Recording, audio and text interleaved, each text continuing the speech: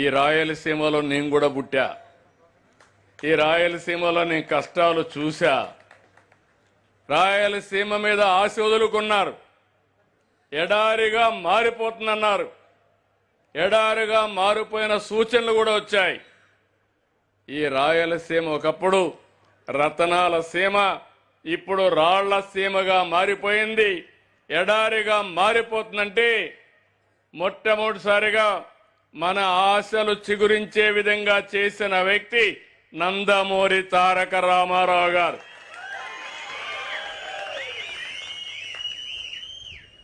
నేను ముఖ్యమంత్రి అయిన తర్వాత కూడా అనంతపూర్లో రాయదుర్గం ఎడారిగా మారిపోతా ఉంటే డబ్బులు ఖర్చు పెట్టి ఎడారిగా మారకుండా ఉండాలంటే ఏం చేయాలో కార్యక్రమాలు చేశాను.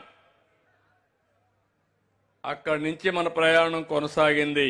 నేను ఒక సంకల్పం తీసుకున్నా. ఆ సంకల్పం మీరు గుర్తుపెట్టుకోవాల్సింది, కరువు లేని రాష్ట్రంగా, కరువు రహిత రాష్ట్రంగా తయారు చేయాలని నా సంకల్పం. ప్రతి ఎకరాకు నీళ్లు ఇవ్వాలని నా సంకల్పం. మనకు గోదావరి ఉంది, కృష్ణా ఉంది, అదే మరి అనేక నదులు ఉన్నాయి. ఇటీవల కాలంలో పెన్నా చాలా వరకు నీళ్లు తగ్గిపోయినాయి. వంశధారలో నీళ్లున్నాయి. మన రాష్ట్రంలో నదుల అనుసంధానం చేసి అన్ని రిజర్వాయర్లో నీళ్లు పెట్టగలిగితే ఒక సంవత్సరం వర్షం పడకపోయినా రెండో సంవత్సరం బ్యాలెన్స్ అవుతుంది. రిజర్వాయర్లో నీళ్లు పెట్టాలి, చెరువుల్లో నీళ్లు పెట్టాలి, భూగర్భ జలాలు పెంచాలి, భూమిని ఒక జలాశయంగా తయారు చేయాలి. ఒకప్పుడు రాయలసీమలో 100 అడుగుల కిందన నీళ్లు.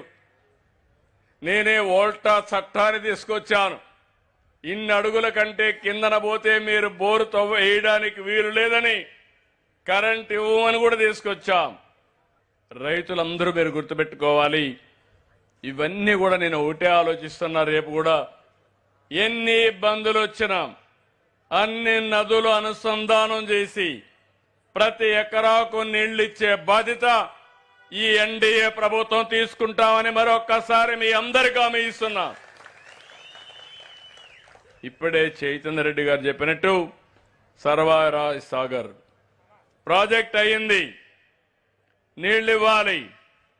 ఈ సంవత్సరం ఆ పనులు కూడా పూర్తి చేసే విధంగా కార్యక్రమాన్ని చేపడతామని చెప్పి కూడా నేను మీకు తెలియజేస్తున్నా.